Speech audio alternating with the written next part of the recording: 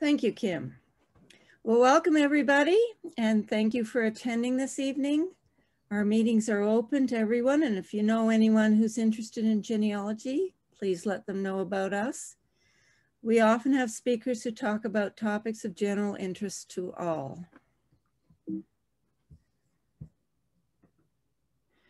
So this is our agenda for tonight. I'm going to give you a few announcements and reports.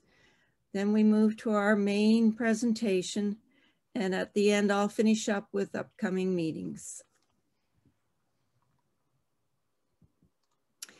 Don't forget that we have a website where you can always find out what the next speaker is going to be, durham.ogs.on.ca. About the last week of each month, we put up the details for our next meeting. Our meetings take place on the first Tuesday of each month, except July and August at 7:30 p.m. Our office and library is located at Northminster United Church in Oshawa, but it's currently still closed. However, our research team is still available to work on any problem that you have with Durham Region people. Save the date for the OGS conference. It's June 4th to 6th with a topic of My Roots, Your Roots, Ontario Roots. And they've got a call for proposals out for conference lectures. And the deadline for submissions is February 7th if you're interested. Last year, I mentioned my heritage photo colorization of black and white photos, as well as the photo enhancement tools. Well, I've added another tool, which is wonderful. This one is color restoration for your color photos. Now, I've made a shortened link. If you want to go to that, you'll be able to get to this page and play around with it yourself and see what the photos will look like. And if it's anything like their previous tools, you can probably do about 10 for free with a guest account. At this point, I'm going to ask Sheila, our treasurer, to unmute her mic, if that's possible, and give us the treasurer's report.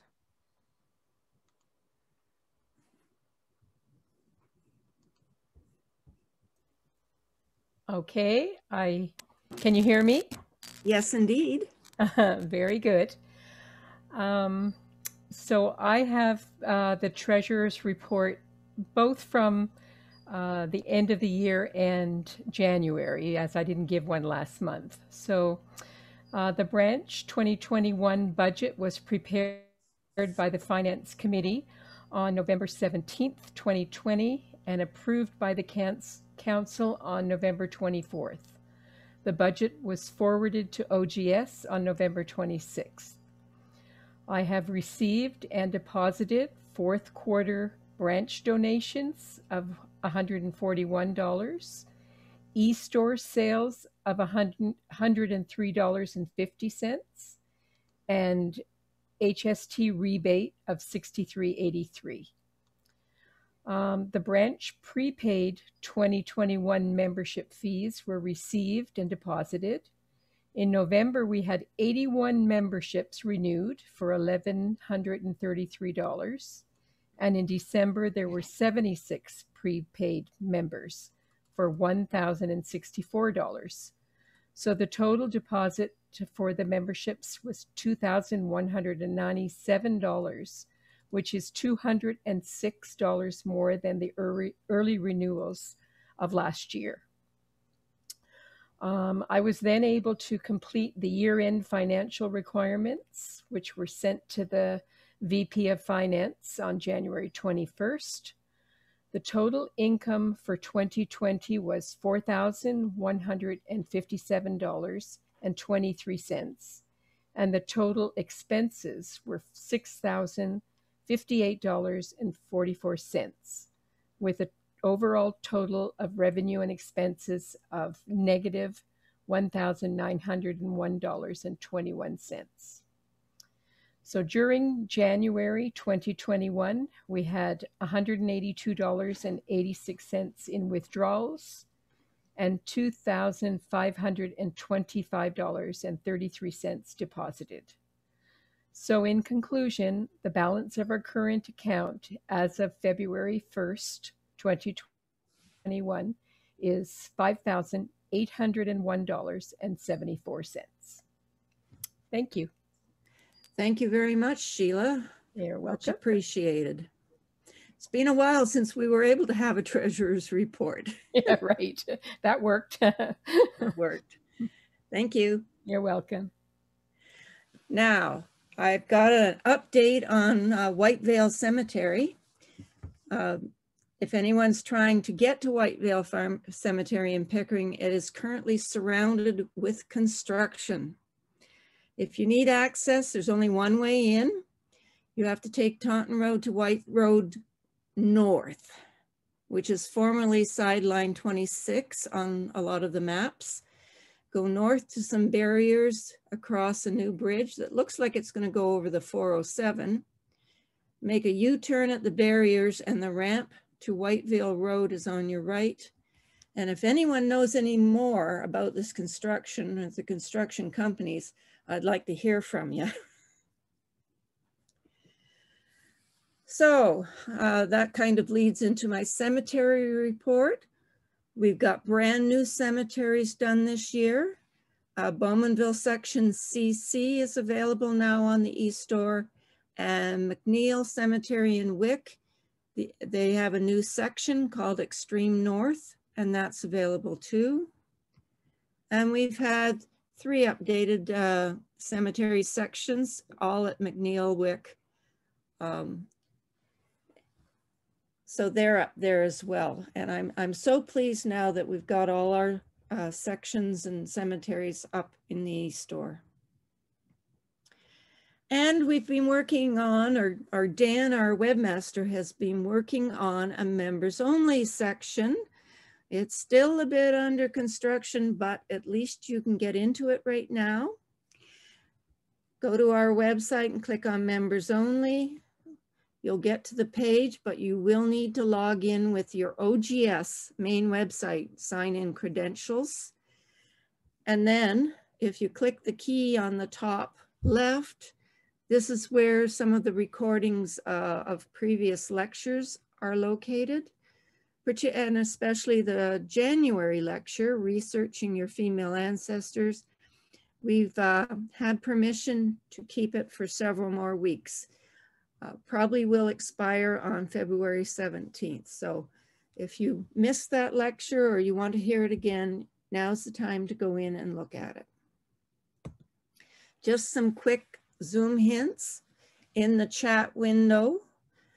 If you have questions, you want to go in, click the down arrow right here, choose the questions, which is me.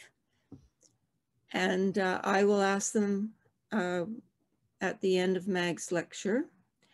If you have technical problems, send your chat question over to Ontario Ancestors, and Kim will do her best to help you.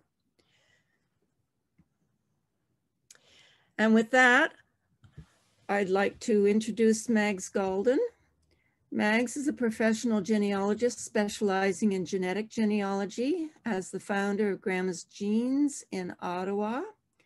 After earning her bachelor's degree for Columbia College, sorry, she began her own genealogy as a hobby. This 30-year hobby eventually led her to a leader role with Wikitree, and that's our topic for tonight. Mags is an international genetic genealogy lecturer, blogger, and a social media maven. She serves as the administrator for some Facebook groups, including the International Society of Genetic Genealogists Facebook group. She is a former member of the Canadian Casualty Identification Team. And through her nonprofit work with Mitochondrial.org, Mags and other genetic genealogists are providing a free and accessible Y-DNA and mitochondrial DNA database for the genealogy community. Doing DNA Right, mitodna.org. So at this point, I'm going to stop sharing and allow Mags to start her presentation. Thank you, Mags. And you need to unmute yourself. I love being here. I was telling Nancy and Kim when I got here that it's like seeing faces that I know. It's so nice to be talking to a home group. You know what I mean? It's fun being virtual, and it's fun talking to people all over the world constantly. And I love the whole face-to-face thing. But seeing Nancy and Kim, I felt like I was just home again, getting to see people. So thank you so much for allowing me into your living rooms, your studies, wherever you happen to be virtually attending this. Thank you so much. And thank you to the Durham Region branch of Ontario Ancestors for letting me come and talk, because that's kind of something I like to do. I do have, for your enjoyment, since this is just home, right? You can have some M&Ms or 2 or 4 while you're watching. If you've got popcorn, go ahead and eat it. Just don't touch the keys while you're eating the popcorn, as it might get greasy, because you know you've got lots of butter on there. So Wikitree, I am a Wikitreer. I am also, as she said, the founder of Grandma's Genes and a team member, CEO and chairperson of Mitochondrial Dna.org, which is a nonprofit corporation and a DNA database. Those are my only 2 connections with any kind of companies in the genealogy business. Wikitree, I am a volunteer for Wikitree, and mitodna.org, I am a volunteer, as is everyone else on the team. So just to be upfront and straight and forward, I am not beholden to anyone as far as any kind of affiliations or making money. So have that out in the clear. So if I mention something, it's an honest mention. And I am Mags Gaulden. You notice down here, I have Gaulden 7-7 written. That is my Wikitree ID. And I'll show you how to find that for yourself when we start our talk. So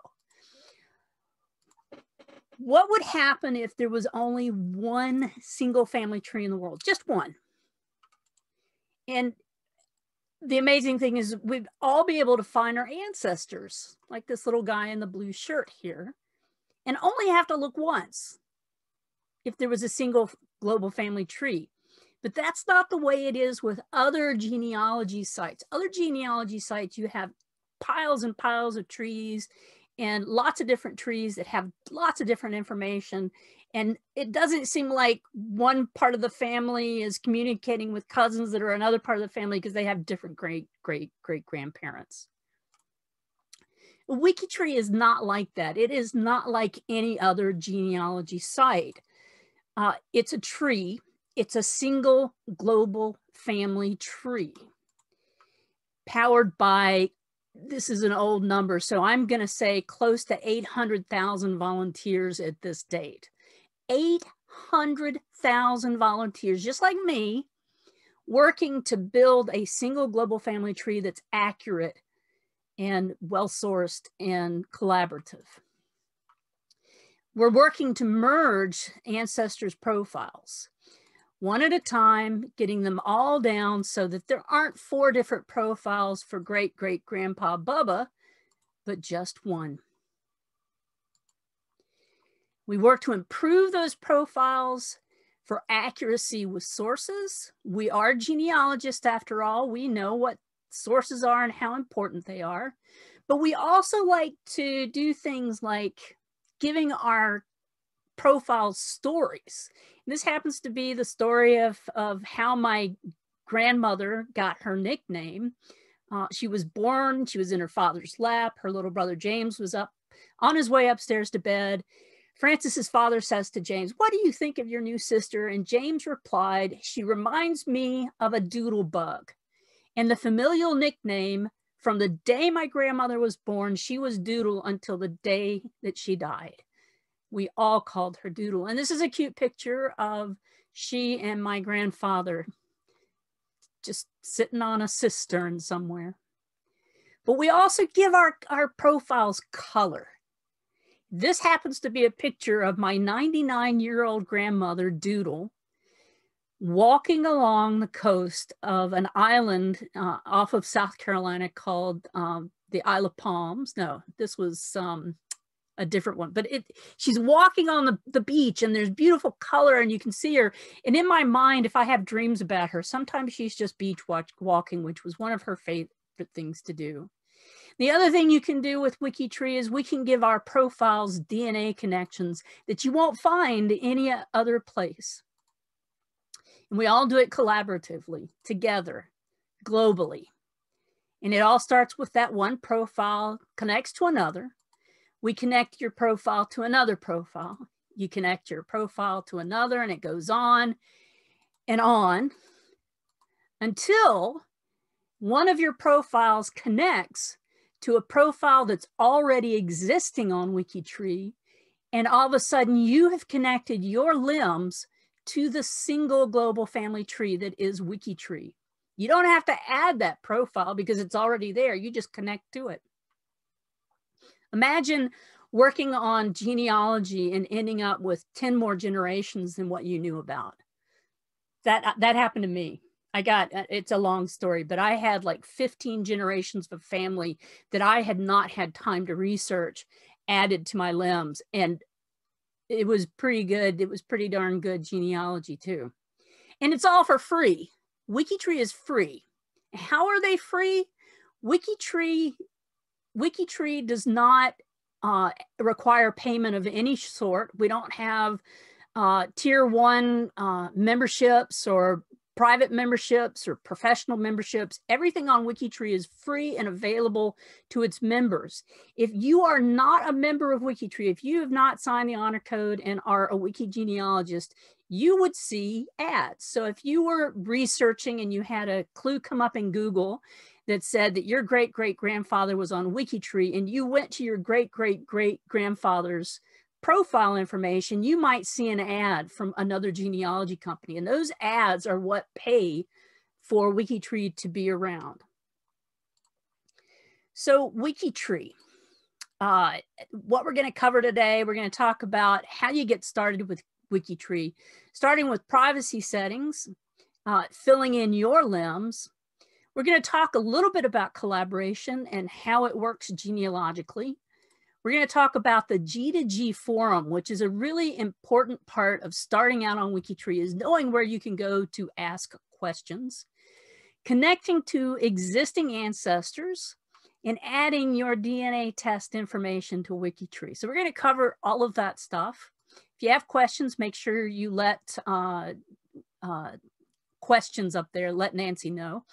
Handouts. Nancy asked me if I had handouts, and I said that I don't normally do handouts for a Wikitree livecast or a Wikitree webinar or presentation because it's already on Wikitree. There is a help index. So when you go to a Wikitree profile, any page on Wikitree, you're going to see this bit of menu, drop-down menus here. One is my Wikitree, which tells me stuff about me. The other one is Gaulden 15, which is one of my great uncles, Carl Gaulden. That's his Wikitree number. Remember, mine was Gaulden 7, but I'm on Carl's. I just happen to be on Carl's profile, so that's his. You can add new pages, new things. You can add a bunch of stuff, so that's where you find it. You can look for things on Wikitree through the find. And the help was where I'm going with the handouts. If you scroll down to the help index, you will get a page of help information that will answer every single question, and it's written very well for you to find. So the very first one is you can go to accounts. You can click here to go and find about Wikitree's privacy settings or getting started. So to sign up for Wikitree, you just go to the home page and you click on the Get Started button that's right here. And it will take you through a series of information, a series of questions and things to fill out. And it'll also give you a little thing, a little bit of information to find more things for your family tree. So one of the things that you have to agree with if you want to become a wiki genealogist is our honor code. And first off is that we collaborate. We share ancestors and work together on the same ancestor profiles. So if Nancy and I shared a 5th great grandfather, she and I would work together. We would pool our resources, pool our research, add pictures that we might have. We would work together on that profile. Number 2 is we care about accuracy. We're always aiming to improve our worldwide family tree and fix mistakes. We know mistakes are inevitable. That's number 3. And we assume that mistakes are unintentional. A lot of times with collaboration, that's hard to realize, but most of the time people aren't being or aren't agitating you. They're just making innocent mistakes.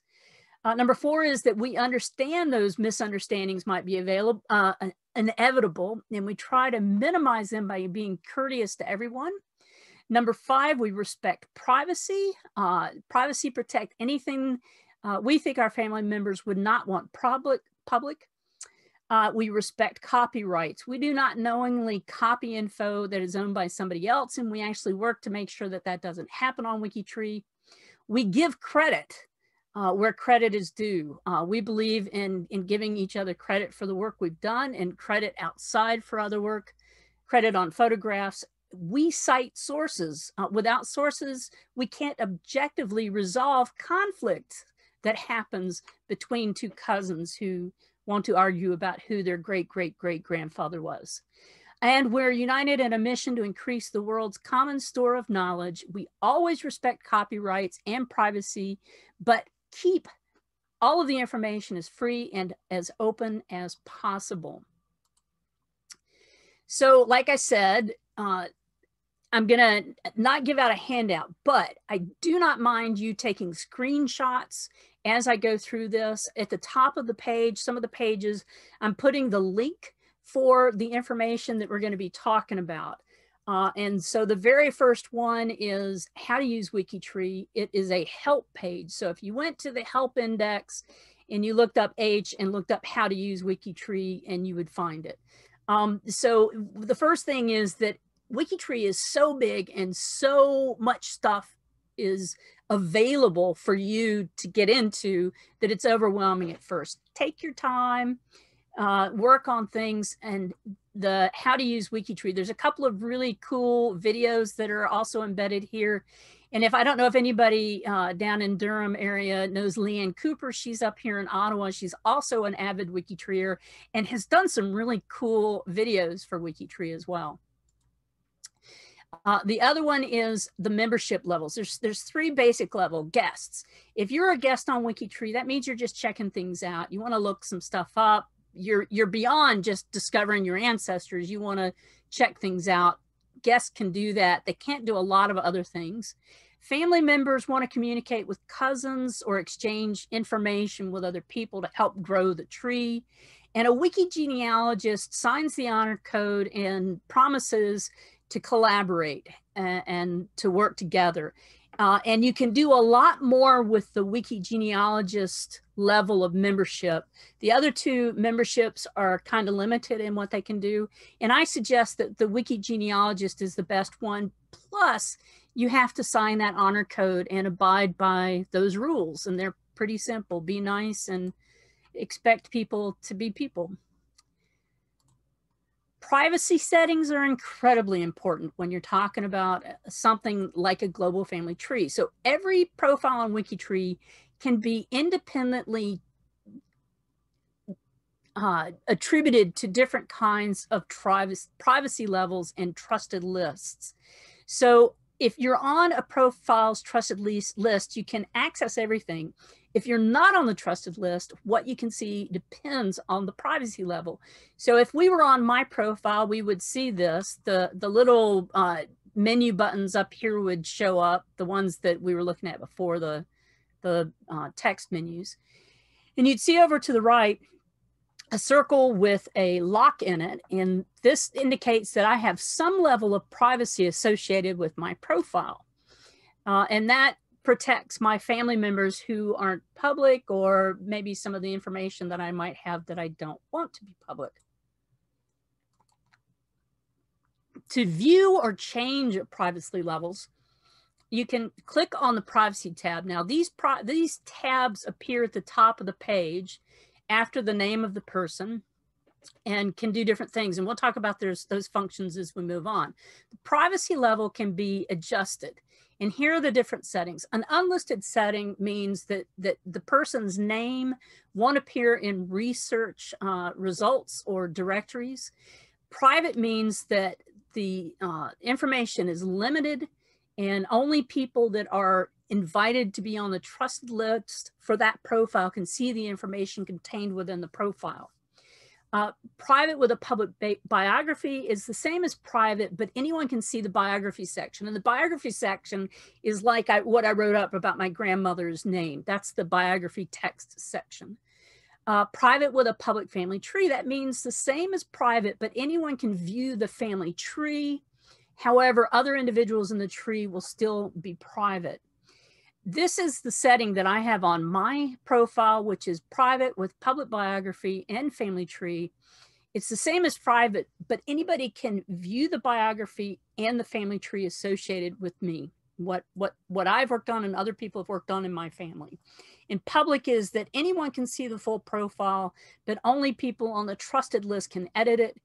And open is anyone can view the full profile of any member who has signed the Wiki Genealogist honor code can edit it.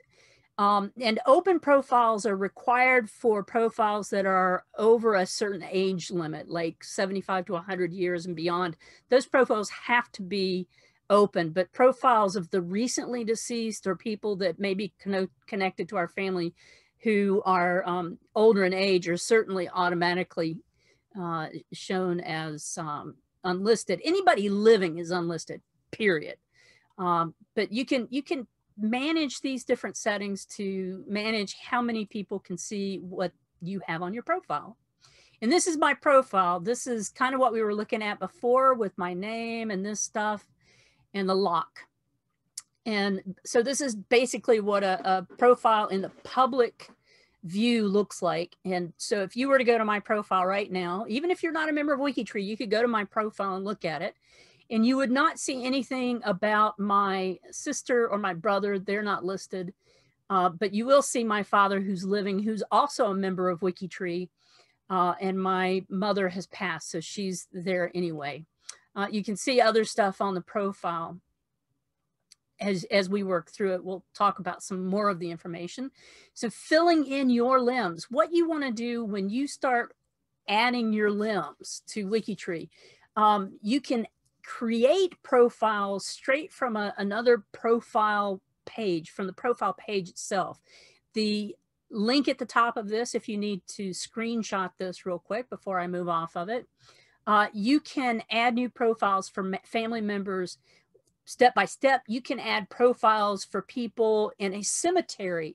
Nancy's very interested in the cemeteries down in your region, and Nancy could actually add people that are in the cemetery to a cemetery list on Wikitree in one of our categories listings. So you could actually add profiles for the people that are buried in those cemeteries, and lots of other things. So on my, this is my great-great-grandfather, John James, or my great-great-grandfather. See, I never can. I'm a genealogist and I can never keep track of how many greats somebody is. So you can see that on the public page, this is kind of what you see, but you can't really do much unless you're on the trusted list. So if you are somebody who's signed the Wiki Genealogist honor code, and this is an open profile, you can go to his profile and add a sibling. You can add a marriage location to this, or marriage information for his marriage to Nancy Margaret McElmoyle. You can add a child by clicking these. You can also edit and add people by other means. I think I lost a slide in there. But collaborating is a big part of doing that kind of work. When you go to add something or add information to a profile, you always want to communicate with somebody else. And that's a big part of how collaboration works. So collaborating between people, it just means working together on a common project, on a common goal. Again, you want to capture that link, you can. And on Wikitree, close family members collaborate on modern family history. Your cousins get together, you guys share recent pictures, and you decide what you want to post or you don't want to post. Distant cousins collaborate on shared genealogy, and ultimately the entire world can collaborate on a single shared family tree. And as a part of our collaborative process, collaboration means one profile per person who ever lived. No ifs, ands, or buts. We don't have duplicate profiles. And the biggest part of collaboration means communication. So before you do any kind of work on a profile, you're going to leave a message saying, hey, I want to add some sources, or hey, I see there's a lot of GEDCOM data in here that needs to be cleaned up. I don't know if you guys know, but when you add a GEDCOM somewhere, it adds a bunch of gobbledygook. And cleaning up that gobbledygook is an important part of collaboration, because you're going to help clean up the tree a bit. You can communicate through private messages. There's email, there's mailing lists, but the heart of our community is our G2G, genealogist to genealogist forum, where you can go and ask literally any question. And the other part of collaboration is we understand that misunderstandings are inevitable. And we have a great way of working on that. One of the first things is to go to G2G and ask a question. So here's another link for you. And the live casts that we're doing this year are a part of a challenge. And that's at the very top of the G2G discussion right now. A few weeks ago, it was AJ Jacobs. Right now, they're working on Henry Louis Gates. He was on a live cast. Oh, wait, he'll be on the live cast. He's on the live cast right now. No, yes, he's on the live cast right now, being interviewed by my friend Sarah. And what they're doing for the challenge is they're actually taking famous genealogists, and we're working their tree on Wikitree and trying to bust down brick walls for people and really clean up their tree and add their information to Wikitree. So there's a couple of challenges that you can see in this frame. And like I was saying, if you want to communicate, and G2G is one of the best ways to do it. So say you have this guy, Davis 29107, that's his Wikitree ID, and you want to merge this profile together, but somewhere along the line, you're not communicating yourself clearly enough. And the best way to communicate about two profiles being the same is by using sources and accurate information. So obviously this person either is having a conversation with somebody who doesn't think it's the same person, or maybe she's just looking to merge the two profiles and isn't quite sure. She's asking for help. So she's gone to this G2G discussion to ask some help. Somebody else asks, you know, I want to add some military history. There's actually a military history project on Wikitree where people, all they do is go around and add information about profiles that have military history. If somebody's having a problem, you can go to G2G and get the question answered. I can't add a info from a GEDCOM to a tree, having to add all my info. And I can discuss that with you in a sec. Anyone else working on the relatives with the last name Perron? So there's lots and lots of discussion going on in G2G, and lots of people waiting around to answer your question. So if you've ever been a part of a group where you can identify your likes or your interests, and in genealogy, that's usually our surnames or the things that interest us. I happen to lead the British Home Children, or I used to lead the British Home Children project for Wikitree. So British Home Children was one of my tags. My surnames, Compton, Crisp, Dillard, Gaulden, Hunt, Lord, McElmoyle, Templeton. I have all of these names tagged. I have my name tagged. So if somebody asks me a question and they use my tag, I'll know that they want to get my attention, and I'll find that they've sent me a G2G post. So I can add these tags about what I like, and the G2G feed for me specifically will show up DNA questions, new suggestions and updates. How do I add my dad's DNA haplogroups to his profile? Canada's project year in review. There's a really cool Canada project, I have to tell you, and obviously I'm involved in it as well, and it's coming up. I'm involved in the Ontario project. So you can personalize a specific feed for the types of things that you want to talk about, that you want to see, that you want to hear about, and things you want to learn about. So connecting to existing ancestors, that's a really, really important part of Wikitree, is making sure that you have those connections that exist between you and other people. That connects you to the wider tree.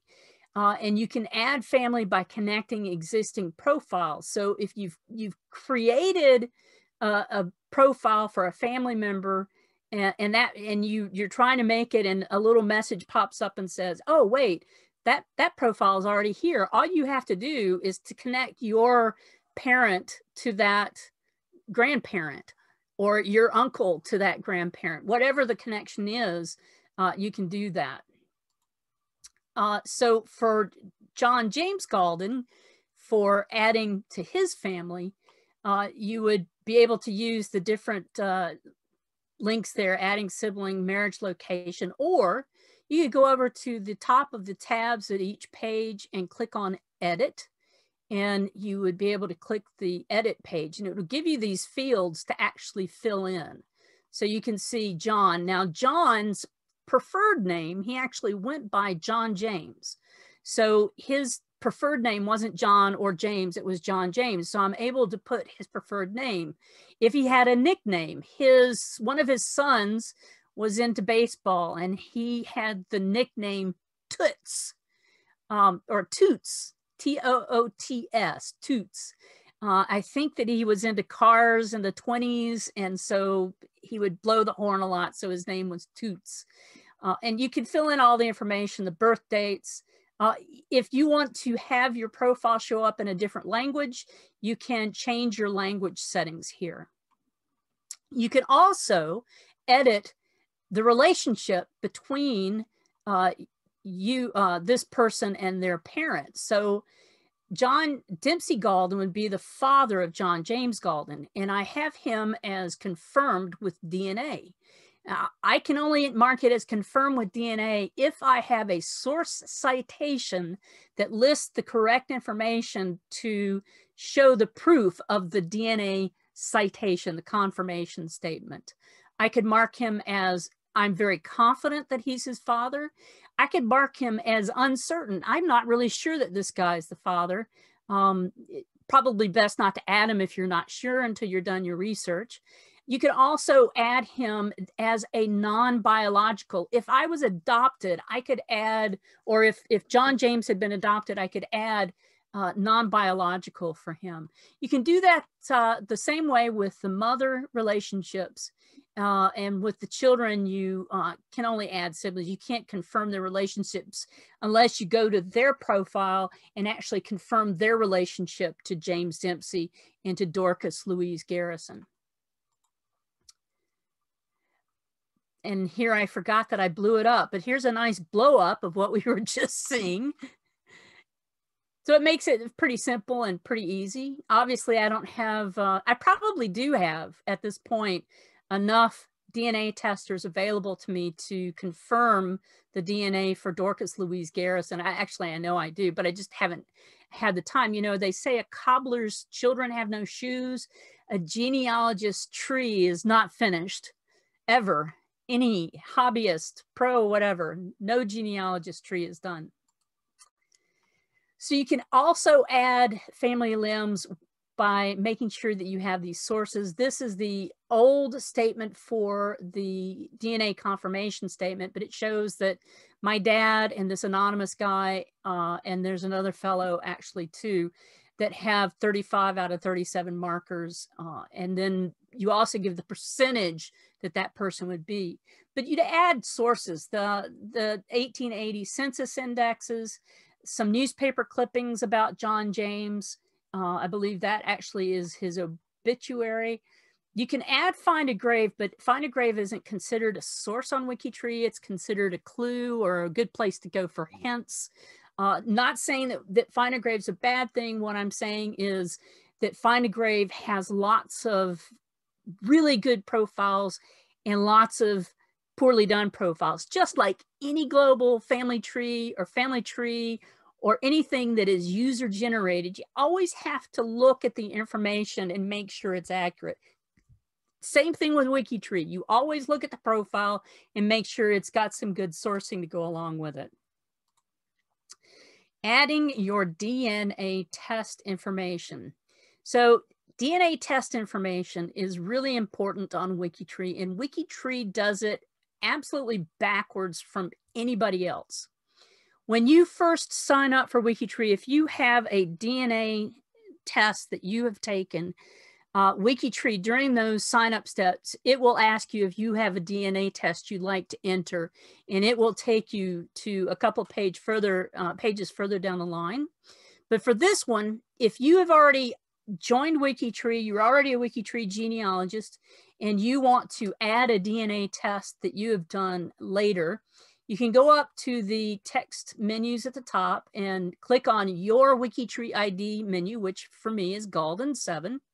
Scroll down to DNA and click on that, and it will take you to this page, which I love this little page. Everybody oohs and ahs over this, other than the fact that my dad is just so cute here, sitting on his little chair. And isn't my mom just gorgeous? Really, my mother? So I've got this great little representation of my genetics as I would inherit it. It shows you that I inherited X from my dad and from my mother. It shows that I inherited that X from them, and also a little bit from Doodle. That's Sarah Templeton here, is Doodle. From my grandfather TC and from my grandmother Mama, or Eunice D. Lord. It also shows that I would have inherited my mitochondrial DNA down the mother's line from my grandmother to my mother to myself. And it shows the way that autosomal DNA is inherited, but it doesn't show you how much it's scrambled up, but it's a good thing. So I'm getting off track. I'm just talking about fun stuff. So here we have tabs across the top of the DNA Ancestors view for Mags Gaulden that I got to by clicking on my Wikitree ID drop-down menu, going to DNA, and looking at this. And we want to click on the DNA tests button, which is this one. Will take us to the DNA test for Mags Gaulden. If I wanted to add a test, then I would click the drop-down menu and click the type of test, and I might give information. And here are all of the options. So you don't actually upload your DNA to Wikitree. Not any raw data or anything like that. Just tell Wikitree what kind of DNA test you've taken, and Wikitree's chipmunks will run on their little wheels and will figure out where to put your DNA. Literally, there are algorithms that run, and they will populate the tree. They will propagate the tree with your DNA information. So 23 Ancestry Me, whatever you want to add. Then you would add the information for the field. So for me, this is not my entire haplogroup, but I just put H1B1 up there because I didn't want you guys getting lost in the litany of numbers off to the side. The type of test that I took for a mitochondrial DNA test would be a full sequence test. I'm entering my MitoY DNA ID, which is T10002. And my family tree DNA kit number. Not necessary to have that if you don't want to put it in there. If you don't know, there is no way to connect a family tree DNA kit number with a person unless you are in a project and you can look at the project information.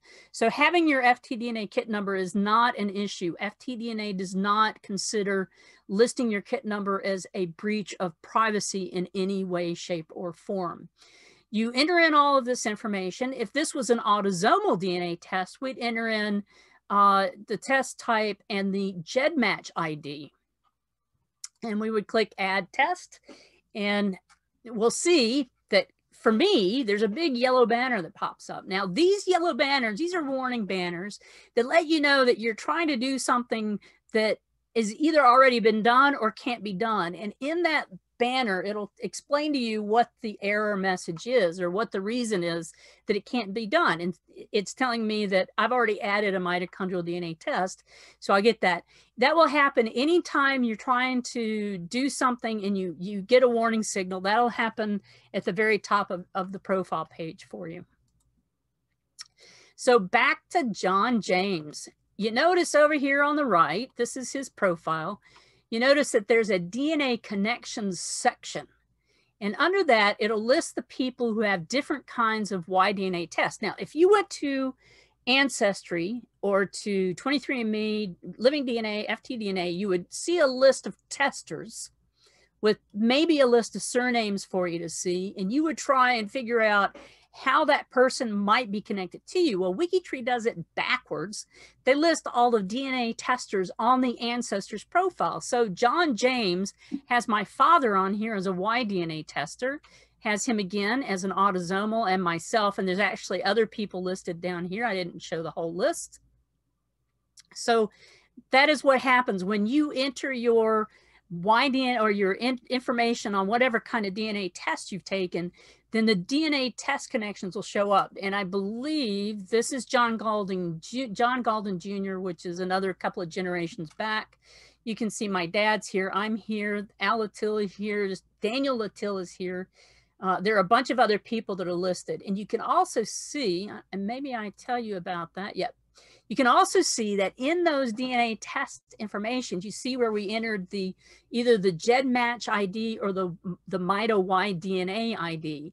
You can click on compare and go down and click on any other Y-DNA tester on this profile and actually immediately go off to mitowydna.org to look at the results sheet of the comparison of my dad and whoever else I chose to compare with. You can do the same thing straight from Wikitree over to GEDmatch. You can compare, you can check out the one-to-many list on GEDmatch. On MitoYDNA, you can look at the test details for that individual. So there's lots of integration between Wikitree and some DNA testing or database companies where there's a lot of functionality for that, which is a great reason to put your information, your DNA test information on Wikitree. Moving on to categories. Categories are, if you've ever used Wikipedia, you might be familiar with them, but Wikitree uses categories, which is a way to tap in to the database capability of Wikitree by connecting profiles to specific groups of people. I'm going to show you a couple here. So the way you find the categories on a profile is you go just below the tabs that show you the edit and family tree and tools and images and stuff like that. Click on categories and it'll take you down to the very bottom of the page. Now this is my category list, and it lists that I'm a genetic genealogist and that I work professionally all over the place. And it shows that I'm a part of the DNA project on Wikitree. I'm in the Leaders Project. But over here to the right, I have myself listed as part of the Templeton DNA study, or the Templeton name study, which is really important because I lead that name study and the Templeton DNA project at FTDNA. For my great-grandfather, I have a location category for him. He was born and lived in York County, South Carolina. So I can click on York County, South Carolina, this category, and it will take me to a list of all the other people who lived in York County, South Carolina, who have this category on their their information. I can also identify him. Remember I said to Nancy that you could add your profiles to a specific church or a cemetery. And the Philadelphia United Methodist Church Cemetery here in York has John James Gaulden's burial. So that's listed. So he's a part of that group. So I could click on this and I could see a list of people down to John Gaulden Jr. You can see that he is Sons of the American Revolution patriot, that there's a huge thing that's been thrown out on the internet that this guy was a captain and that he served with Francis Marion and all of this big hoopla, but he didn't. He did not. He was a civil servant. He supplied the troops. He actually died while he was supplying the troops of smallpox. So he wasn't, but I have him listed as a civil service for the American Revolution. I got his patriot ancestor information. He's in the Gaulden name study. If you wonder why he's in the Gaulden name study, that is the root of my surname. And he was a U.S. Southern colonist. He came to the United States and helped settle the Southern U.S. And if we go back one more generation to his father, you see that his location is New Kent County, Amelia County, Prince Edward County, and then also the Gaulden name study. So there's lots of categories, and this shows you what a category can look like. And this is pretty powerful. It's pretty powerful. If you ever do research and you're looking at a census record, one of the first rules you learn about a census record is don't stop with the record for your ancestor. Read through all of the information for the neighbors who lived near your ancestor. Kind of hard to do with the ones where they just have it in alphabetical order. But if it's a location census and they have people who live beside each other and they have the house numbers, it's gold. It's absolutely gold. Being able to prove the heritage of a family based on the fact that the father lived 2 streets over from the family who actually raised the child. That you can do that kind of thing by looking on the census. Well, you can do that here as well. You can find the relatives who lived near my 5th great grandfather in New Kent County, Virginia. Actually, a lot of my family lived here, the Bacons, the Allens, all of them. And for DNA, you can use these categories for Y-DNA, for DNA haplogroups. So this would be the haplogroup or the Y-DNA category for RM269. So you could see some of the higher levels of that haplogroup and some of the people and their profiles that are listed. And you can see there's a fellow here by the name of Lockwood who is unlisted. So his real name and his information is not showing. You can see some of the other privacy settings as well, open, and a yellow one there. I also have a link off to go to.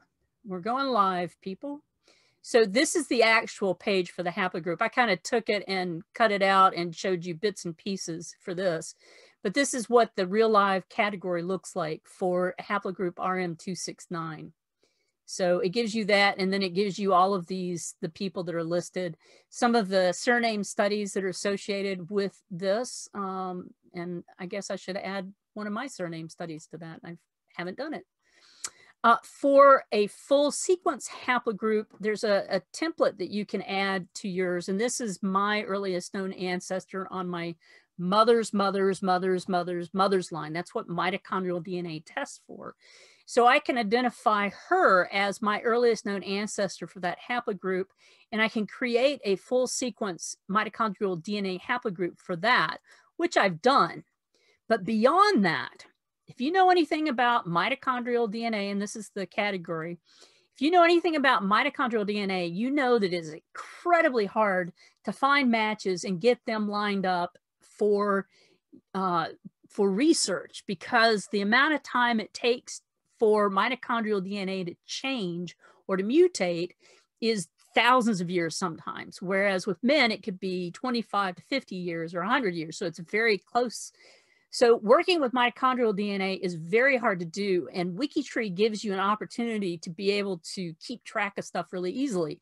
I created this little mitochondrial DNA haplogroup 1 for all of my mitochondrial DNA matches at zero distance that I could identify their pedigrees. And so I've done the due diligence, and I've gone through and I've talked to the fellow who was the tester, and I've added his line for Melinda Matilda Cook to Wikitree. I've added this Elizabeth Hall Quarles. I've added Carolyn Pruitt-Ince. This is my ancestor, this Anne Unknown Hall, and this Frances Wells Fight. Well, here I have a list of these people who match my earliest known ancestor at zero distance. And do we notice anything about Anne Unknown Hall and Elizabeth Quarles? Notice they have both have the surname as the same. Not only did they do that, I had the lightning bolt of mitochondrial DNA. Elizabeth Hall Quarles and Anne Unknown Hall lived in the same county in Georgia at the same time. Have I had the opportunity or the time to go back and work on that further? No, but I have some presentations coming up where I'm going to actually present on this, so I have to go and work on this. But it's a great way to put people together that you wouldn't normally know how they fit. And I can see that all of these people, you may not be able to tell this right off the bat, but I know that my Anne Unknown Hall lived in North Georgia, and the Tennessee, North Carolina, Tennessee, South Carolina, all of these people lived very close together, which is just, I'm chomping at the bit to get to work on it, and I haven't. But it's a great way to use the categories to do that. There are also projects on Wikitree. I mentioned earlier that there was a project that worked on accuracy, on making sure that there were sources for profiles. There's projects where people work on identifying errors that you've done, like typos on a profile. So you get a suggestion list that you can go through and correct all of I'm the queen of typos. So I like the suggestion list because I can go back and fix this stuff. There are projects for everything.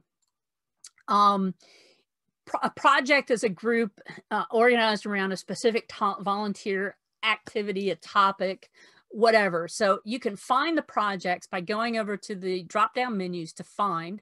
You can look up projects, and it'll take you to a list of the projects. This isn't the actual page. I took it and clipped it so it was easy. There are active projects that are geographical, like the Acadians and the Canada Project. There's topical projects like disasters and DNA and European royals and aristocrats, which I'm sure that all of us are a part of. Medieval project. There's functional projects. We have an Adoption Angels project on Wikitree, where we have volunteers who help people who are adopted work their own process of finding their parents, but we have people who tutor and mentor them along that path and give them suggestions for the right way to go. There are Wikitree ambassadors like me who go out into the public and speak about Wikitree.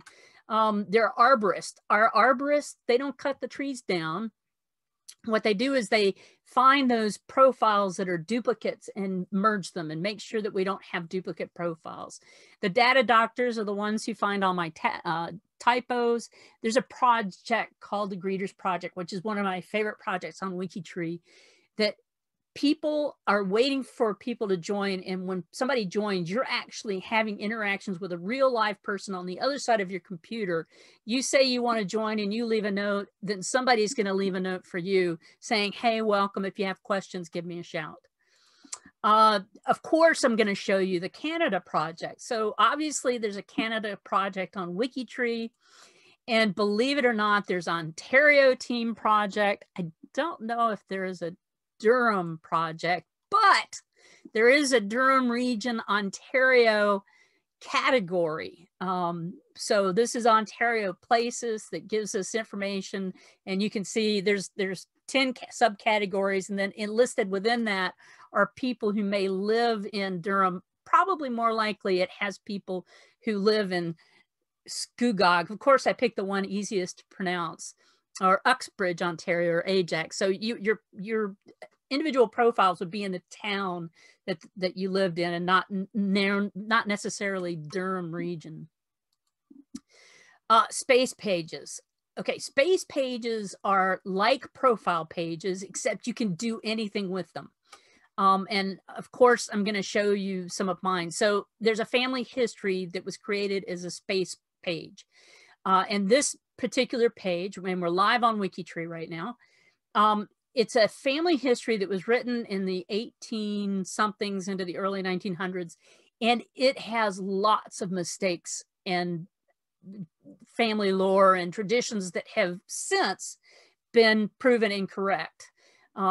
I give an information about this family history, and I talk about some of the information that is listed, and I talk about the things that have been corrected in that family tree. And some of the theories that were explored, like the Quaker theory, has been completely debunked.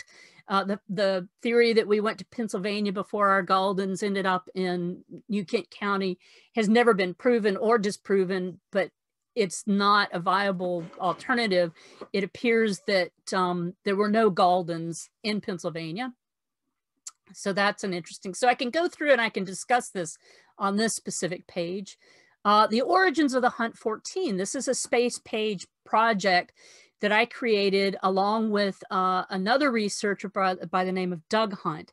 Now, Doug has gone out into several of the repositories in Virginia and North Carolina doing a search on the origins of the 14, and the 14 are the children of Dr. Thomas Hunt of Bedford County, Virginia. So I've got a link off to Dr. Hunt's profile here that we can see. This is my 8th great grandfather. So you can see his profile. There's lots of DNA tests. But the problem is I don't have room to go into all of this information. So instead, I link off to some of the information that I have, and like the full text of his loyalist. Yes, he was a loyalist in Virginia. So this Doug Hunt has done incredible research, and I've been in the process of adding all of his information to Wikitree. And the reason Doug came to me to do this is because he wanted it to be available and freely accessible to everyone. He has piles and piles and piles of research that he has done. And the only way to be able to really discuss all of his research and to post the information is by creating a space page where you can go through and actually see posts of the ledgers that he took while he was working. And then you see that I have, this is an actual picture of the store that these ledgers came from 1784, and all of the different ledgers listing family members or non-family members. People will be able to find this. Another space page that I made is regarding the origins of the Hunt 14, and this Bible is actually the origins. This is a photocopy of the page that lists all of the information. We talk about the Bible. We have a transcript from within the Bible that talks about what's going on. And so there's lots and lots of great ways to actually do some higher level discussions about what you're doing by using some of these space pages. Here's another family Bible that was the Crisp Family Bible. Have the translation or the transcription out and a copy of that. Actually had somebody recently add a child to this family, to John R. Crisp or Lucy Gordon Crisp, and they had the child being born in 1820. She was born in 1813. So very quickly I knew that something was amiss, and I sent the woman a note, and I said, I'm disconnecting this William from her profile because he couldn't possibly be her son given those dates. And then I made suggestions for other people it might be, and I linked her to this page. I said, I have a transcript of this Bible that does not list them. There's actually another family Bible that I have posted also to Wikitree that does not list this William that she had listed. I actually think that she's should be a generation back to William Edwin, which is listed right here. So, and he's the one with the birth date of 1821. So I think she has a little bit of confusion going on. And I was able to explain that to her, and she understood what I was saying because I had all of the information readily available for her to see. I'll show you another one. This happens to be a house that was in my neighborhood when I was growing up as a little kid. And it was called the Williams Earl House. It's an old Greek Roman style plantation house in Greenville, South Carolina that was built way, way back when. And my sister had horses at the time, and there was a stable and paddocks and pasture, and we would walk from our city street through the woods and be at this beautiful place. And so I just thought it was a cool place and that it should be available for everybody to see. So I just gave some links to it in the picture. So you can literally make anything with a space page. Here's my grandfather's troop transport ship that he commanded during World War II. Just a little bit of information about it, a cartoon and a picture of some of the crew, and my granddad, if you're interested, he's this guy right here. So you can do anything with space pages, and space pages are one of the things that I think makes Wikitree so different from everything else. Another really big thing about Wikitree is in all of the years, the 30 now 40 years that I have been doing genealogy, in all of the years that I was working genealogy, I met 5 cousins, or maybe 10. I could count all of the people that I actually met and talked to on 2 hands. And all of that time, I mean, other than librarians or other researchers, but just cousins. Since I've been on Wikitree, which has been 8 years, I can't count the number of people who have contacted me because they saw my Wikitree profile or they found one of my ancestors' profiles. It's in the thousands of people that I have contacted and cousins that I've been able to get in touch with and collaborate with and find out information from them. Just yesterday, a cousin sent me a picture of my great-grandmother, my namesake, Nancy Margaret McElmoyle, and I've never seen that picture of her. And it's great. And the reason they found me was because one of her high school classmates had found her grandfather's profile on Wikitree, and he contacted me to see if he could contact her. So the cousin bait for Wikitree is constant. I get notifications weekly from about 10 to 50 people a week of people who want to make contact with me who are cousins. So Wikitree is great for cousin bait. So if you know somebody who knows their genealogy, they can tell you about your genealogy. I was actually talking to somebody today in one of the Facebook forums who didn't understand why someone would share information and why would we want to make records available.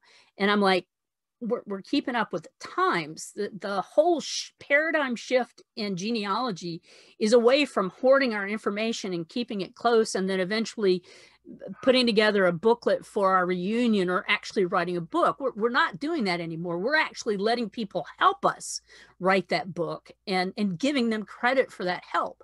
So knowing somebody who knows their genealogy can tell you a lot about your genealogy, and Wikitree is great about that. One of the first things that I did on Wikitree to keep me from having to write long emails, it's huge. So I created this surname list. Somebody sends me an email and says, "Hi, can I have a list of your surnames and how might you be connected to me?" I don't know how often you get that question, but I get that question constantly. And I just say, hey, here's a link. These are all my surnames. You can click on them. They're divided, they're phased. So they're by my paternal side, my maternal side. You can go and you can look. Tell me where you think we connect. And so instead of actually sending a long email about how our connection might happen, I send them real live to my profile. And we go straight down here to my names. And you can click on Alan and you can find my earliest known ancestor in Virginia, Mary Bacon, who is an Allen. She was really an Allen. The Bacons and the Allens intermarried and then intermarried again. You know that whole thing.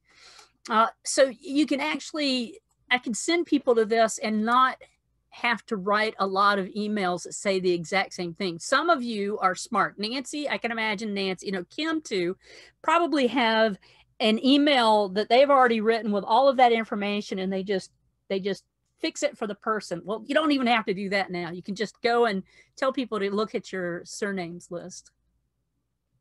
There's other ways that you can do cousin bait beyond my little surname trick. There's actually an application that will do that for you to post it on your profile.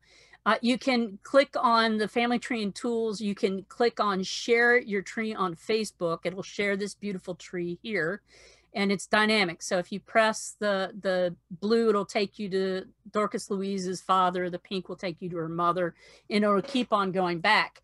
And as you fill in your limbs on Wikitree, you're going to see that you're going to get some of these cool things. So if you go to Family Trees and Tool tab, and we click that link, and that'll take us straight over to mine. Not only does it give me this great pedigree chart, but it also tells me about other stuff. So I could get an ancestor list, or I could explore, I could find out statistics. I could look to see if there are any brick wall ancestors that I don't know about, and there are actually. It'll show me a compact tree, my connections, my DNA ancestors and descendants. So this, clicking on this will take me to a complete list of all of my DNA ancestors, and it'll show you how I inherited mitochondrial DNA. And it does something that not a lot of other sites do. It'll tell you how the X chromosome is inherited by percentage and by whom. So there's lots of information and lots of ways that you can share, excuse me, on Wikitree. And you can lure, here we go, we're out sending that fishing pole out, we're sending the hook in the water, we're luring other Gaulden descendants by telling them about what you've done. Excuse me. And here's my Gaulden cousin bait. It tells you the best way to set your privacy levels so people can find you. Sharing an image on Facebook, doing a quick update will help the search engine find your stuff better. Adding images for your profile. I added, there are ways to add images, and I added like the picture of my grandparents sitting on that cistern or walking along the beach for doodle. Say what you don't know. Ask a question. Add a comment, add a link, tweet it. So there's lots of ways to grab other cousins. And honestly, Wikitree's search engine optimization is so good that people find me and find my family's profiles constantly. It's almost overwhelming. I get so many emails from people. It's wonderful. So that is Wikitree. And Wikitree is where genealogists collaborate to grow the world's largest global family tree. I know there are no questions, but we'll open up the floor for questions anyway. If Nancy, I'm going to leave my screen share up. And if I want to be able to skip back to answer a question, I can do that. But thank you for having me. And I hope that you've just learned a whole lot about Wikitree. Okay, well, Mags, that was a whirlwind tour. I hope everybody can remember everything. But Mags has given us permission to post this presentation on our YouTube channel, so you'll be able to watch it again. So we've got several questions here. Yes. Some were early on and you may have answered them, but I'll give them to you anyway. Shirley asked, can you upload a GEDCOM file to Wikitree, or do I have to input each person by person? You know, I did a genealogy do-over. If you don't know what a genealogy do-over is, it's when you take your genealogy information and you basically set it aside and start over again with you and go back to your parents, and then you research them, and you amazingly, when you do a genealogy do-over, you find new information. And I actually did that when I joined Wikitree. I actually redid all of my stuff by hand, each profile. You cannot upload a full GEDCOM to Wikitree. What you have to do is take your GEDCOM and break it down into smaller pieces, say, upload 400 people or 800 people or 1,000 people. Don't upload 5,000 people or try, it won't let you. And instead of going through where it just dumps all of your information into Wikitree, what it does is it does a GED compare. It compares your GEDCOM to profiles that are already existing on Wikitree. And then it will take that information and let you either add a new profile if the profiles that it's matching to or it compares to aren't your person, you can add that profile. But if that person is the profile that's already existing on Wikitree, all you do is connect to it. It's called the GED compare process. And if you go to the help index and look up G for GED comparer, you'll be able to find that under GEDCOM. You can also, and I do this probably 2 or 3 months at a time, I go through and download a GEDCOM of all of my work and all of my research from Wikitree and keep a backup copy here. Wikitree has actually been really good. They have bought server space into the future where their information, that data, the database, the tree will live on no matter what. And it's actually written into the information that it will. So I'm not really concerned about Wikitree going down. I just want to be careful and back up my stuff so I can download a GEDCOM as well. Awesome. Sharon asks, I have a tree and family search. Would there be any advantage for me to also have a Wikitree? If you have a Wikitree tree, it is right now a truly single global family tree. Family Search did not start out as a global family tree, although they are working very hard to do that. They actually are actively merging profiles and trying to get some cohesion together to get things together, but they're not there yet. So you would actually have a real live global family tree to work with on Wikitree. The great thing about Wikitree and Family Search is that you can actually link between the two, kind of like what we do with GEDmatch and mitochondrialdna.org. There's a way of connecting your Wikitree profile and your Family Search profile. The other thing about Wikitree is with all the space you have to write up that information about your family, the free space profiles, there's way more room to explore the research that you're doing. So even if you've got your main information over at Family Search, sure enough, join Wikitree, get a genealogist membership, add some profiles, get as much as you'd like in there, and then start building out some of that information in your research by using some of the free space profiles as well. Very good. Sharon also asks, can I attach my DNA to a Wikitree? Now, this was early on. You may have already addressed it. You can add your DNA to your profile on Wikitree, yes. You cannot add another living person's DNA to Wikitree unless you're that person. If you have an aunt or uncle, you'd have to ask them to join Wikitree. You could sit with them while they did it and help them get their DNA up. But yeah, you can add yours, yes. Thank you. John asked, where is all this information stored? On a server. Excuse me, I have asthma and I'm having a little bit of a issue. It's on a server. I think that there are 2 servers, one real server, one backup server right now, or maybe just one, but it's on a server. I'm not sure which service that we're using right now for Wikitree, but I'm sure it's one of the big ones, Azure or Amazon or Microsoft or somebody like that. Okay. And John also asked, is downloading your DNA mandatory? Nope. That was simple. Okay. Vicky asks, if someone has put me on Wikitree and I don't want my info on there, can I take it down? If you're a living person, your information should not be there. If you have family information that you have out that is in some sort of public form and somebody has copied that information and entered it into Wikitree,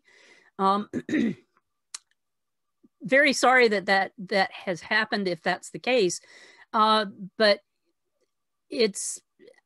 I'm not sure why you would want to remove parts of the world tree. No. would you not maybe ask the owner of the profile to mark give credit?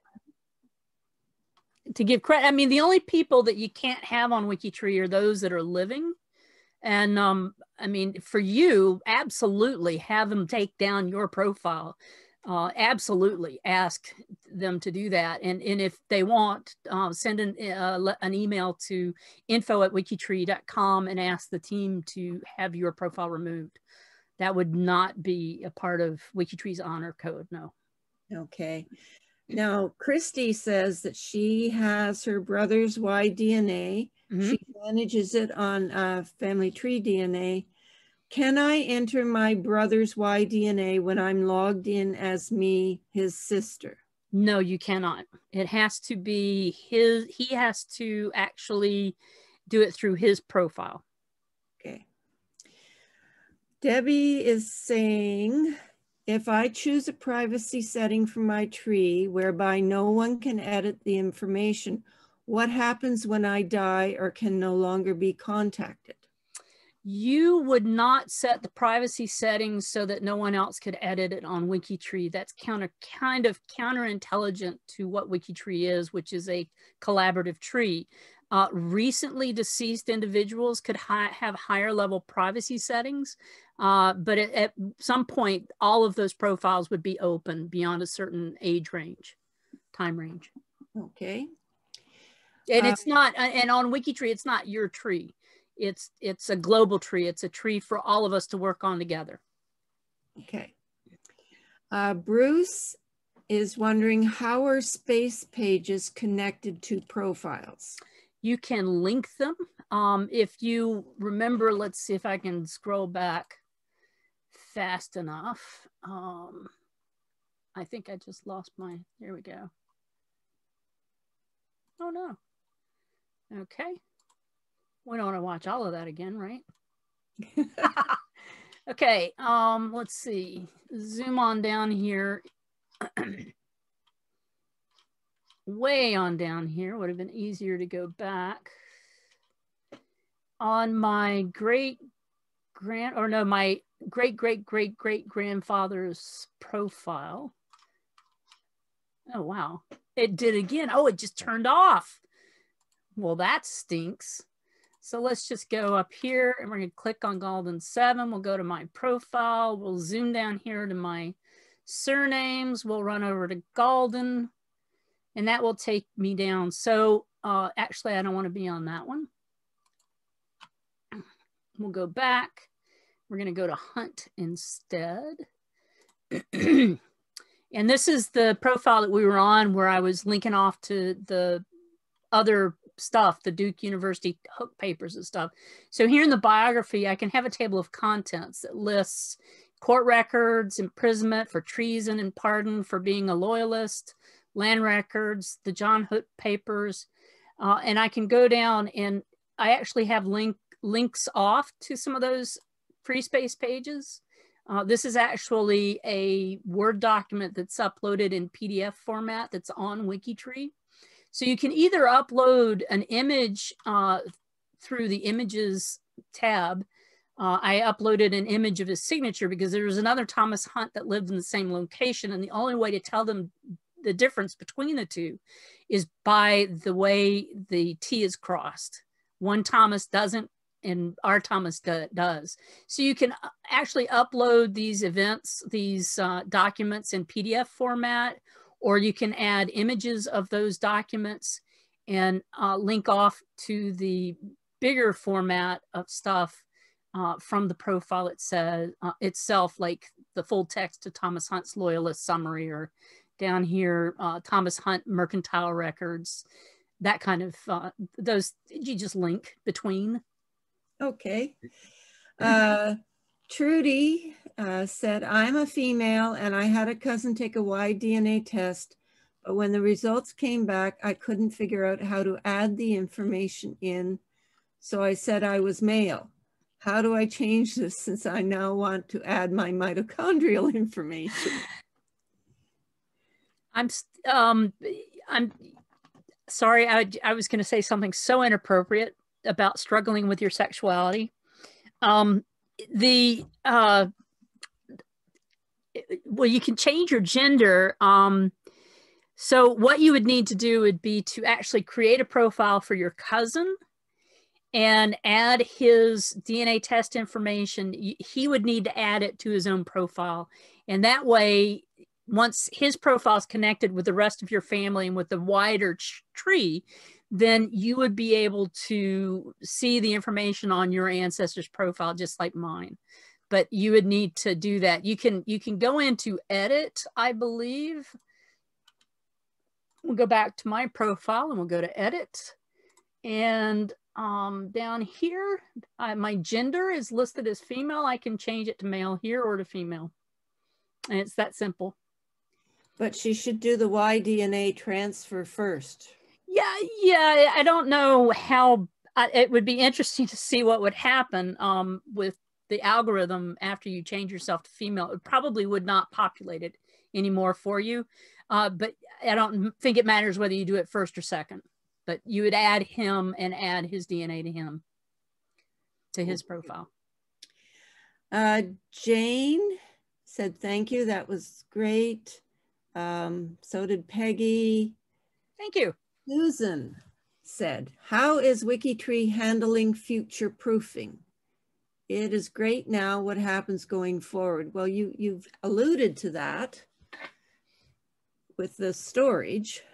Yeah, the promise is that Wikitree will always be free, 100% free. And the owner of Wikitree, Chris Whitten, has taken extraordinary protections to make sure that that's how it happens. So there's actually a whole section on protecting our shared tree, and you can go down and it'll give you information about the details on how that is being done. Server backups. Remember I said, I think that there are 2 servers right now. I don't know. But there are daily backups and weekly backups and monthly backups that are saved 24 hours a day. They have disaster planning. So if all of us were on a plane flying somewhere and there was nobody to be a Wikitreer, the site would continue and work and be available, and people would just rebuild the whole system based on this information. There is a caveat that if Wikitree is ever sold, that it will only be sold to someone who agrees to keep Wikitree in its current mission and goals and free. So it will always be free forever and ever. I was actually around when discussions about being able to protect it into the future was going on, and it was fascinating to be a part of listening in on that like a fly on the wall. It was really cool. And to hear the passion behind Chris and why he feels so adamantly about keeping Wikitree free and available. Okay. Lynn says, thank you. I joined Wikitree in order to be prepared for tonight. It was a bit overwhelming. Really?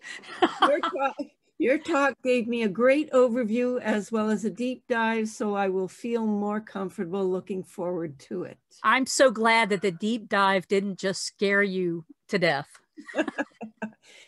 Lynn asks, can you have more than one Wikitree account, one for yourself and then one for your husband, perhaps to make things more manageable? Your husband would have his account. That's all I'm going to say. Okay. For adoptees, Wikitree does things for adoptees. So if you're an adoptee, you can actually have 2 profiles on Wikitree. One for your adoptive self that would connect you non-biologically. Remember when I was setting the status? It would connect you non-biologically to your adoptive parents. Then you could have a second profile in your birth name connected to your genetically, biologically parental units. Very good. When adding DNA to your profile, can you add all of the places your DNA has been updated to? For example, I tested at Ancestry and have it uploaded to several other sites. Yes. as many as you want.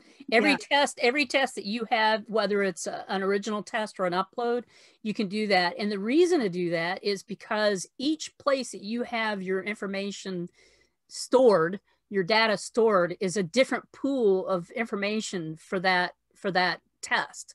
So just saying you're at Ancestry when you have your Ancestry results elsewhere, it means you're in more pools than just Ancestry, and knowing that on Wikitree is very important. Right.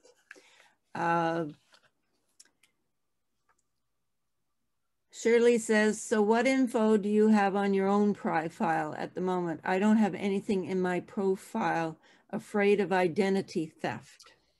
I'll show you my profile. I'm going to show you the private view so you don't have to see my, well, you could still see them anyway.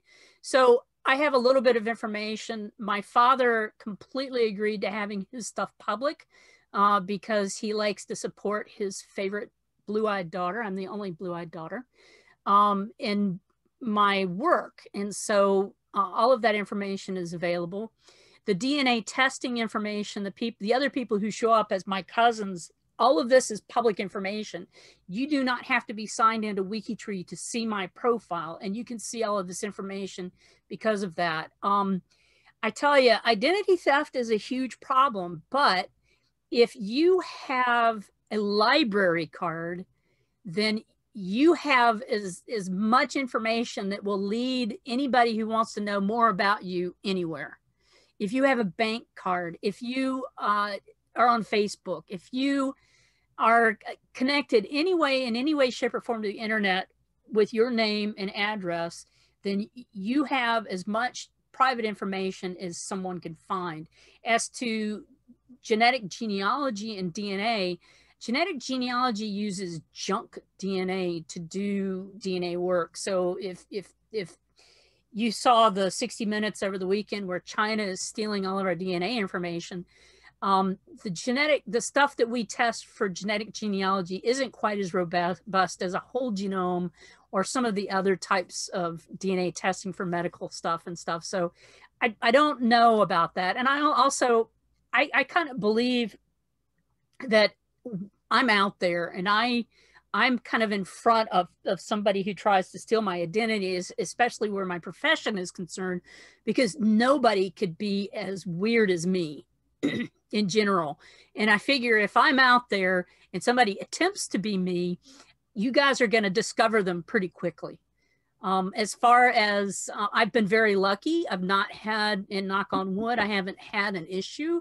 And I've done what sites tell me to do for being careful. If you are worried that putting your information up publicly is going to have someone have an opportunity to find you, don't do it. Do what you're comfortable with. Take care of you. If you feel that posting your information is important to share, then do it. It's really up to you. And it's up to how comfortable you feel with privacy controls. You can join Wikitree and make your profile be very private. and that's strictly limited public information and only trusted list. And you can, as a person with a private profile, still work on your limbs of the tree. So having yourself public, protecting yourself, you know, is pretty important. I don't have my mother's full name or her birth date on Wikitree, because what is the first question a bank asks you? What is your mother's surname as your secret code to get into your bank? So I don't put that up. I kind of am careful with some stuff. So yeah, it's up to you. Yes, and you do have to protect yourself as best you can too. Right. Susan's asking, how do I add my deceased mother's DNA from Ancestry? I have a gedmatch.com for her as well.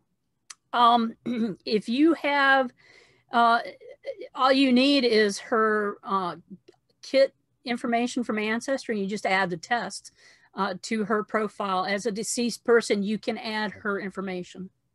Okay. You're not uploading anything, so it's not like you're downloading data and uploading it. You're just telling us what kind, or telling Wikitree what kind of test she took. Yes. Are the Wikitree profiles indexed by search engines like Google, or do you need to search directly at the website? They are indexed. They're very well indexed. When I was talking about search engine optimization, Wikitree has very high rankings.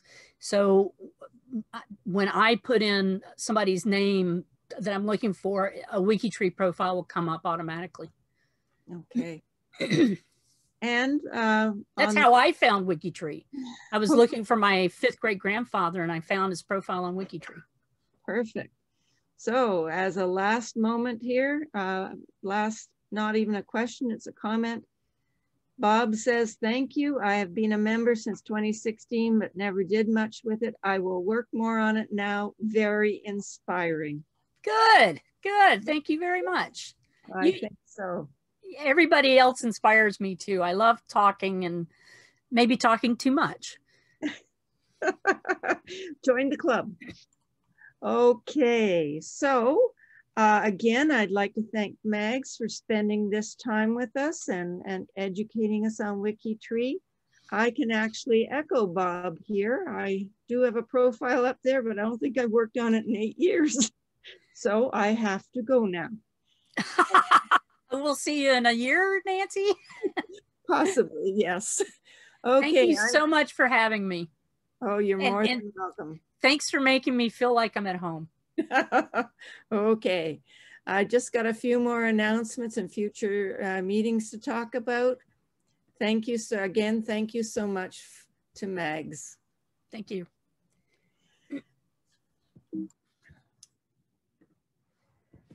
Okay, so OGS webinars. We have 1 and 2 days with Serge Paquet from the Archives of Ontario talking about Crown land records. And March webinar sounds really, really kind of unique, very intriguing. Thomas McKenty is talking about a genealogy escape room. So imagine you are trapped in an archive and the only way out is to solve a series of genealogy research puzzles. Are you up to the challenge? So that will be interesting. Our next meeting will be Nick Post. He's a member of our branch and a former council member with our branch. He's been doing family history for 45 years, is a member of the Church of Jesus Christ of Latter-day Saints, and he's the coordinator for the 5 family history centers in this part of Ontario. So he's going to be talking to us about why to use the free family search website and what to do when you sign on. And I've got a special announcement here. We're going to do 2 joint meetings with the Uxbridge Genealogy Group. So at their April meeting, which is Thursday, April 15th at 7 p.m., Eva Kujawa from the Eastern European Special Interest Group of OGS is going to give an introduction to researching your Eastern European ancestors. This is a beginner's level talk. And then come September at our general meeting, we're going to do the second of her lectures. I just can't get enough of Eastern Europe. This month, we've got a DNA special interest group meeting on February 17th. Because we often show personal dashboards, invitations are only going to go out to my private group. So you must email me if you wish to join the private group. We've got a pretty good slate for most of the rest of the year. Bob Dawes will be back doing portable genealogy. You can take it with you. Our May meeting is going to be Tracing 20th Century Ontarians with Janice Nickerson. We have Thomas McKenty in June on collateral and cluster research. September is the Eastern Europe talk. And today, Leslie Anderson confirmed that she would be our October speaker, and we still have to determine her topic. And how do you keep tabs of all the webinars that you could possibly see? You go and use conferencekeeper.org/virtual, and you can see topics from all across North America, and most of them are free. And don't forget about the biggest genealogy conference in the world. It's at the end of this month, it's completely free. And you need to go right now to rootstech.org and get yourself signed up. It will be well worth your while.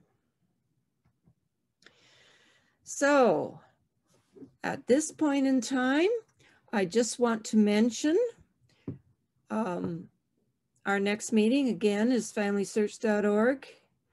Now, if you want to see this presentation again, just to get some of the concepts firmly fixed in your mind, you need to go to youtube.com, which I don't have on this slide, I probably should.